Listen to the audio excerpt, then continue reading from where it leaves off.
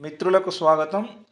మిత్రులారా, మేము చేస్తున్నటువంటి వీడియోలు గనక మీకు నచ్చినట్లయితే తప్పకుండా లైక్ చేసి కామెంట్ బాక్స్లో మీ యొక్క అభిప్రాయాలను, సలహాలను, సూచనలను తెలియజేయండి. మన ఛానల్లో తెలుగు సాహిత్యానికి సంబంధించిన వీడియోలతో పాటు జనరల్ స్టడీస్కు సంబంధించినటువంటి అనేకమైనటువంటి వీడియోలు అప్లోడ్ చేయబడుతున్నాయి. వాటిని పరిశీలించి ఫస్ట్ టైం మా యొక్క ఛానల్ని చూస్తున్నట్లయితే తప్పకుండా మా ఛానల్ని సబ్స్క్రైబ్ చేసుకొని గంట సింబల్ నొక్కండి. మొదటి ప్రశ్న పరిశీలించుదాం. జీవశాస్త్ర పితామహుడు ఎవరు? అరిస్టాటిల్. చర్మం గురించి అధ్యయనం చేయు శాస్త్రము ఏది? డెర్మటాలజీ. చర్మం గురించి అధ్యయనం చేయు శాస్త్రం డెర్మటాలజీ కాగా జీవశాస్త్ర పితామహుడు అరిస్టాటిల్. మానవునిలో ఉండే మొత్తం ఎముకల సంఖ్య ఎంత? 206. మానవునిలో ఉండే మొత్తం ఎముకల సంఖ్య 206. మనిషి శరీరంలో అతిపెద్ద ఎముక ఏది? ఫీమర్, తొడ ఎముక. మనిషి శరీరంలో అతిపెద్ద ఎముక ఫీమర్, తొడ ఎముక. మనిషి శరీరంలో అతి చిన్న ఎముక ఏది? స్టెఫిస్, కర్ణాంతరాస్తి అంటాం దీన్ని. మనిషి శరీరంలో అతి చిన్న ఎముక ఏది అంటే స్టెఫిస్, కర్ణాంతరాస్తి.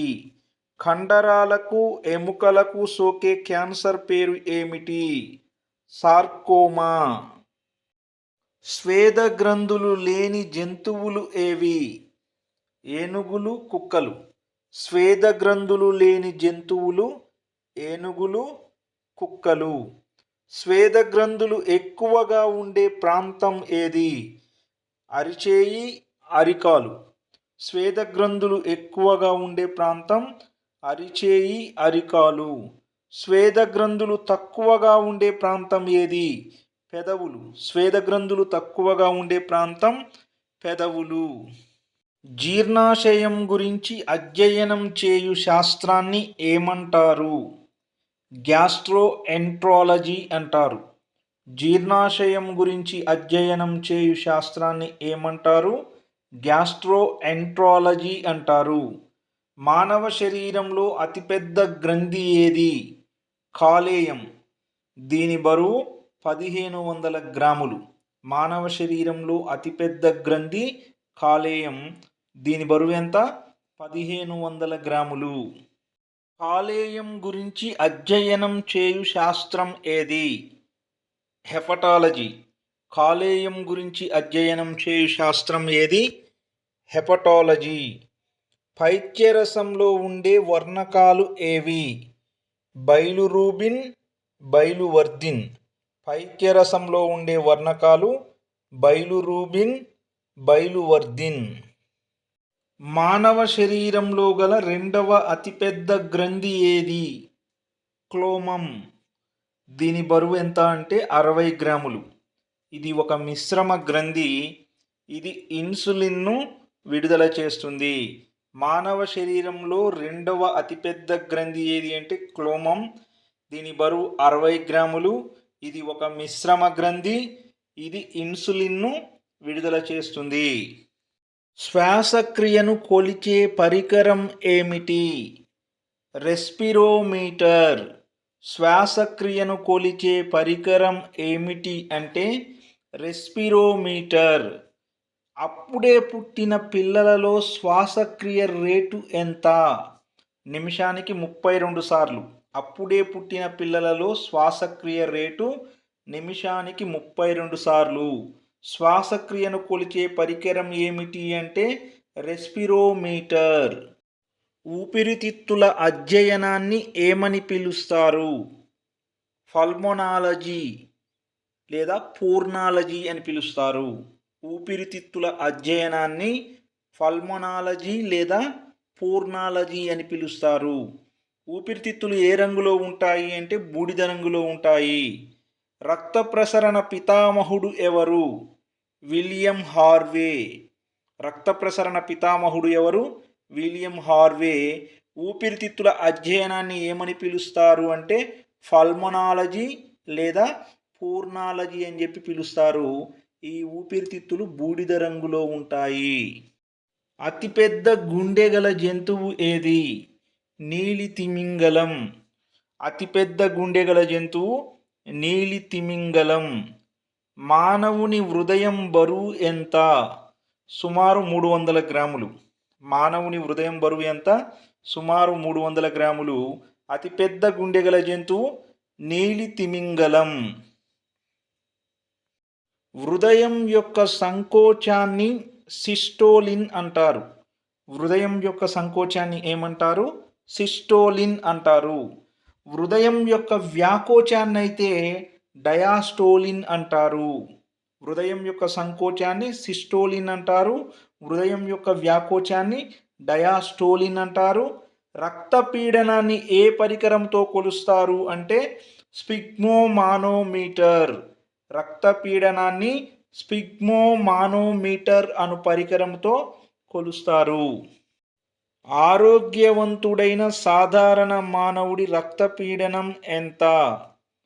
120/80. ఎక్కువ హృదయ స్పందనను టాకీకార్డియా అని, తక్కువ హృదయ స్పందనను బ్రాడీకార్డియా అని పిలుస్తారు. ఎక్కువ హృదయ స్పందనను ఏమని పిలుస్తారు? టాకీకార్డియా అని పిలుస్తారు. తక్కువ హృదయ స్పందనను ఏమని పిలుస్తారు? బ్రాడీకార్డియా అని చెప్పి పిలుస్తారు. గుండె నుండి శరీర భాగాలకు మంచి రక్తాన్ని సరఫరా చేసే నాళాలు ఏవి? ధమనులు. గుండె నుండి శరీర భాగాలకు మంచి రక్తాన్ని సరఫరా చేసే నాళాలు ఏవి అంటే ధమనులు. శరీర భాగాల నుండి చెడు రక్తాన్ని గుండెకు తీసుకొచ్చే రక్తనాళాలు ఏవి అంటే సిరలు. శరీర భాగాల నుండి చెడు రక్తాన్ని గుండెకు తీసుకొచ్చే రక్తనాళాలు ఏవి అంటే సిరలు. రక్తం ఎర్రగా ఉండటానికి కారణం ఏమిటి? హిమోగ్లోబిన్. రక్తం ఎర్రగా ఉండడానికి కారణం ఏమిటి అంటే హిమోగ్లోబిన్. రక్తంలో ప్లాస్మా శాతం ఎంత? రక్తంలో ప్లాస్మా శాతం 55%. ప్లాస్మాలో సుమారు 92% నీరు ఉంటుంది. ప్లాస్మాలో సుమారు ఎంత శాతం నీరు ఉంటుంది? 92% నీరు ఉంటుంది. ఎర్ర రక్త కణాల జీవితకాలం ఎంత? 120 రోజులు. ఎర్ర రక్త కణాల జీవితకాలం 120 రోజులు. తెల్ల రక్త కణాల జీవితకాలం ఎంత? 12 నుంచి 13 రోజులు. తెల్ల రక్త కణాల జీవితకాలం 12 నుంచి 13 రోజులు. ఎర్ర రక్త కణాల జీవితకాలం 120 రోజులు. తెల్ల రక్త కణాలను ల్యూకోసైట్స్ అంటారు. ఎర్ర రక్త కణాలను ఏమంటారు? ఎరిథ్రోసైట్స్ అని చెప్పి అంటారు. ఎర్ర రక్త కణాల శ్మశాన వాటిక అని దేనిని పిలుస్తారు? ప్లీహాన్ని. ఎర్ర రక్త కణాల శ్మశాన వాటిక అని ప్లీహాన్ని పిలుస్తారు. రక్తంలో తెల్ల రక్త కణాల ఉత్పత్తి పెరిగితే వచ్చే వ్యాధి ఏమిటి? లుకేమియా. రక్తంలో తెల్ల రక్త కణాల ఉత్పత్తి పెరిగితే వచ్చే వ్యాధి లుకేమియా. సాధారణంగా 1 క్యూబిక్ మిల్లీలీటర్ రక్తంలో ఉండవలసిన రక్త ఫలకికల సంఖ్య ఎంత? సాధారణంగా 1 క్యూబిక్ మిల్లీలీటరు రక్తంలో ఉండవలసిన ప్లేట్లెట్స్ అనగా రక్త ఫలకికల సంఖ్య 2.5 నుండి 4.5 లక్షలు. రక్తమును గడ్డకట్టించే విటమిన్ ఏది? కే విటమిన్. రక్తమును గడ్డకట్టించే విటమిన్ కే విటమిన్. రక్తం గడ్డకట్టించే కారకాలు ఏవి? ఫైబ్రోనోజెన్, పోత్రాంబిన్. రక్తం గడ్డకట్టించే కారకాలు ఫైబ్రోనోజెన్, పోత్రాంబిన్. రక్తనాళాల్లో రక్తం గడ్డకట్టకుండా నిరోధించేది ఏది? హెపారిన్. రక్తనాళాల్లో రక్తం గడ్డకట్టకుండా నిరోధించేది heparin. Father of blood groups అని ఎవరిని పిలుస్తారు? Landsteiner. లాండ్ స్టీనర్ను ఫాదర్ ఆఫ్ బ్లడ్ గ్రూప్స్ అని పిలుస్తారు. మొదటిసారి రక్త గ్రూపులను గుర్తించింది లాండ్ స్టీనర్ని. ఫినాలజీ అనునది దీనికి సంబంధించినది. ఫినాలజీ అనునది మెదడు అధ్యయనమునకు సంబంధించినది. ఫాదర్ ఆఫ్ బ్లడ్ గ్రూప్స్ అని లాండ్ స్టీనర్ను పిలుస్తారు. మానవుని మెదడు బరువు ఎంత? సుమారు 1400 గ్రాములు. మానవుని మెదడు బరువు సుమారు 1400 గ్రాములు. పోలియో వ్యాక్సిన్ను కనుగొన్నది ఎవరు? Jonas Salk. పోలియో వ్యాక్సిన్ను కనుగొన్నది జోనాస్ సాల్క్. క్షయకు వ్యాక్సిన్ కనుగొన్నది ఎవరు? కాల్మెంట్ గరైన్. క్షయకు వ్యాక్సిన్ కనుగొన్నది కాల్మెంట్ గరైన్. భారతదేశంలో హెపటైటిస్ వ్యాధికి సాన్వాక్స్ అను వ్యాక్సిన్ను కనుగొన్నది ఎవరు?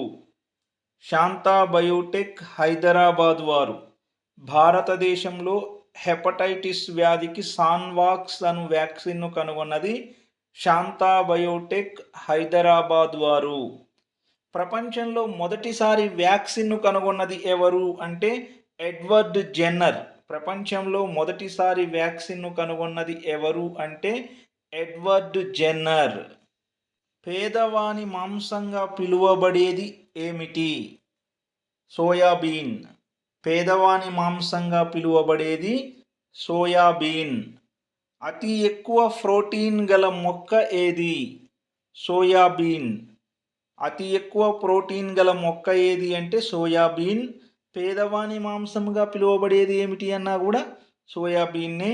మానవుడికి ఒక రోజుకు ఎంత ప్రోటీన్ అవసరము? 70 నుండి 100 గ్రాములు.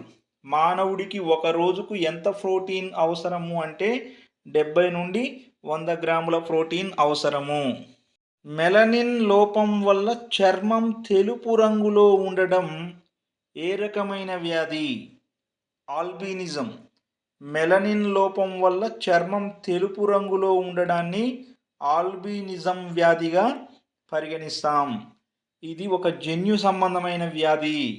ఆల్బినిజం అనేది ఒక జన్యు సంబంధమైన వ్యాధి. ఫాదర్ ఆఫ్ మైక్రోబయాలజీ అని ఎవరిని పిలుస్తాం? లూయి పాశ్చర్ని పిలుస్తాం. వైరస్ను మొదట కనుగొన్నది ఎవరు? Ivanovsky. వైరస్ను మొదట కనుగొన్నది ఐవనో విస్కీ. హెచ్ఐవి వైరస్ను గుర్తించింది ఎవరు? Luc Montagnier, Robert Gallo. Luc Montagnier, Robert Gallo అనువారు హెచ్ఐవి వైరస్ను గుర్తించారు. తదుపరి ప్రశ్న చూద్దాం. క్యాన్సర్ అధ్యయనంను ఇలా పిలుస్తారు? అంకాలజీ అని పిలుస్తారు. క్యాన్సర్ అధ్యయనమును అంకాలజీ అని పిలుస్తారు. బ్యాక్టీరియాను తొలిసారి కనుగొన్నది ఎవరు? లీవెన్ హుక్. బ్యాక్టీరియాను తొలిసారి కనుగొన్నది లీవెన్ హుక్. క్వినైన్ అండ్ క్లోరోక్విన్లను ఏ వ్యాధి నివారణకు ఉపయోగిస్తారు? క్వినైన్ అండ్ క్లోరోక్విన్లను మలేరియా వ్యాధి నివారణకు ఉపయోగిస్తారు. మలేరియా దేని వలన వ్యాపిస్తుంది? ఆడ ఎనాఫిలిస్ దోమ కుట్టడం వలన మలేరియా వ్యాపిస్తుంది. క్వినైన్, క్లోరోక్విన్లను మలేరియా వ్యాధి నివారణకు ఉపయోగిస్తారు. మలేరియా దినోత్సవంగా ఏ రోజును జరుపుకుంటారు? ఆగస్టు 20. మలేరియా దినోత్సవంగా ఆగస్టు 20ని జరుపుకుంటారు. ఆడ ఎనాఫిలిస్ దోమ వలన మలేరియా సోకుతుందని నిరూపించింది ఎవరు? Sir Ronald Ross. ఆడ ఎనాఫిలిస్ దోమ వలన మలేరియా సోకుతుందని నిరూపించిన శాస్త్రవేత్త ఎవరు అంటే సర్ రోనాల్డ్ రాస్. 1 గ్రాము కొవ్వుల నుంచి లభించే శక్తి ఎంత? 9.45 కిలో కేలరీలు. 1 గ్రాము కొవ్వుల నుంచి లభించే శక్తి 9.45 కిలో కేలరీలు. 1 గ్రాము ప్రోటీన్ నుంచి లభించే శక్తి ఎంత? 5.6 కిలో కేలరీలు.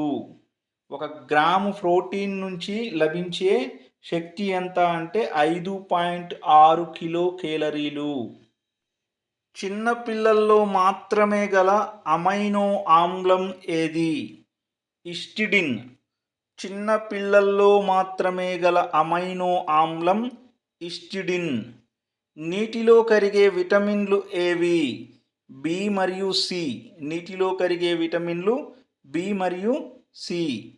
కొవ్వులో కరిగే విటమిన్లు ఏవి? ఏ, డి, ఈ, కే. కొవ్వులో కరిగే విటమిన్లు ఏవి అంటే A vitamin, D vitamin, E vitamin, K vitamin. C vitamin లోపం వల్ల వచ్చే వ్యాధి ఏమిటి? స్కర్వీ వ్యాధి. సి విటమిన్ లోపం వల్ల వచ్చే వ్యాధి స్కర్వీ వ్యాధి. డి విటమిన్ లోపం వల్ల చిన్న పిల్లల్లో వచ్చే వ్యాధి ఏమిటి? రికెట్స్. డి విటమిన్ లోపం వల్ల చిన్న పిల్లల్లో వచ్చే వ్యాధి రికెట్స్. డి విటమిన్ లోపం వల్ల పెద్దవారిలో వచ్చే వ్యాధి ఏమిటి? ఆస్టియోమలేషియా. డి విటమిన్ లోపం వల్ల పెద్దవారిలో వచ్చే వ్యాధి ఏమిటి అంటే ఆస్టియోమలేషియా.